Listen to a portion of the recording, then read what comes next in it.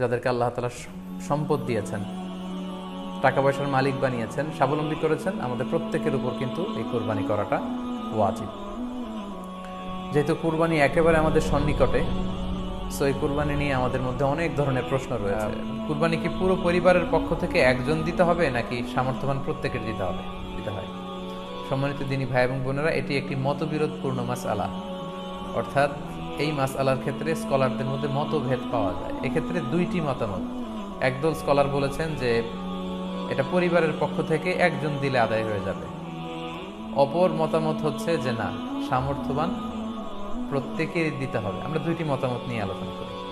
প্রথম মত হচ্ছে যে এক পরিবারের পক্ষ থেকে একজনই যথেষ্ট। এই মতামতটিও দলিলের দিক থেকে বেশ শক্তিশালী।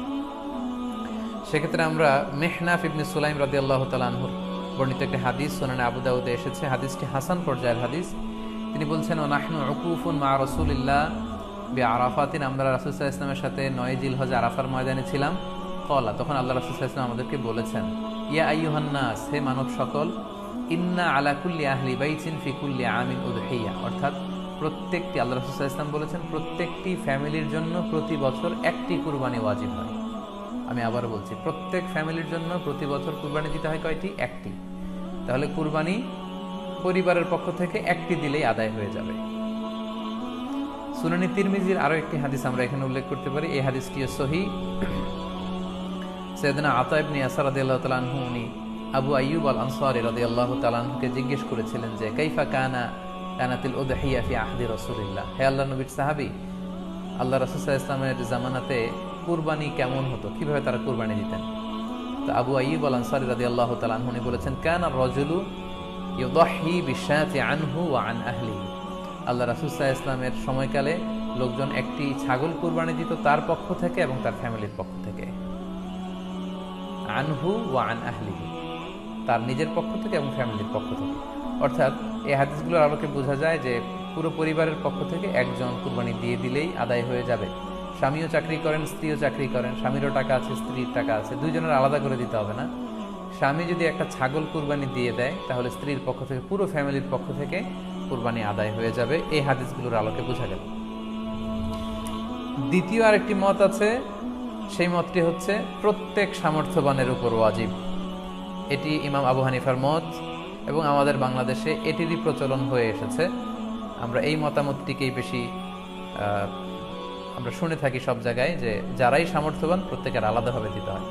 স্বামী সামর্থ্যবান হলে স্বামীর দিতে হবে, স্ত্রী সামর্থ্যবান হলে স্ত্রীকে দিতে হবে, ছেলেরা হলে ছেলের দিতে হবে। এটা প্রত্যেকের আলাদাভাবে ইন্ডিভিজুয়ালি দিতে হয়। এবং সেক্ষেত্রে ওনারা দলিল দিচ্ছেন সুনান ইবনে মাজার একটি হাদিস, হাদিসটি সহিহ, যেখানে আল্লাহ রাসূল সাল্লাল্লাহু আলাইহি ওয়াসাল্লাম বলেছেন, মান কানা লাহু সাআহ, যার সামর্থ্য আছে কিন্তু ওয়ালাম ইউদাহি, সামর্থ্য থাকার পরেও সে কুরবানি দেয় না, ফালা ইয়াকরাবান্না মুসাল্লানা, সেজন্য ঈদুল আজহার দিন আমার ঈদগাহে না আসে নামাজ পড়তে। আল্লাহ রাসূল সাল্লাল্লাহু আলাইহি ওয়াসাল্লাম হুঁশিয়ারি বাণী ঘোষণা করেছেন, ধমক দিয়েছেন যে সামর্থ্য থাকার পরেও যে কুরবানি দেয় না সেজন্য আমার ঈদগাহে না আসে। এই হাদিসের আলোকে ওনারা বলেছেন মান কানা লাহু সাআহ, যার সামর্থ্য আছে। ওনারা বলছেন যে এটা ইন জেনারেল, ব্যাপক, যারই সামর্থ্য আছে তাকেই দিতে হবে। সো এখানে বাস্তবতা হচ্ছে দুই পক্ষেরই খুব ভ্যালিড দলিল আছে। আর কোনো মাসআলার ক্ষেত্রে যখন মতবিরোধ থাকে, দুই পক্ষেরই দলিল থাকে, সেক্ষেত্রে বাড়াবাড়ি করাটা অনুচিত। বরং এটা হচ্ছে ইসলামের সৌন্দর্য, এখানে প্রশস্ততা রয়েছে। সো যারা মনে করে যে ফ্যামিলির পক্ষ থেকে একজন কুরবানি দিলেই আদায় হয়ে যাবে, তাদেরও দলিল আছে, তাদেরকে সেটা করতে দেওয়া উচিত। তবে আমরা এটাকেই সাজেস্ট করি যে প্রত্যেক সামর্থ্যবানের উপর কুরবানি দেওয়া উচিত।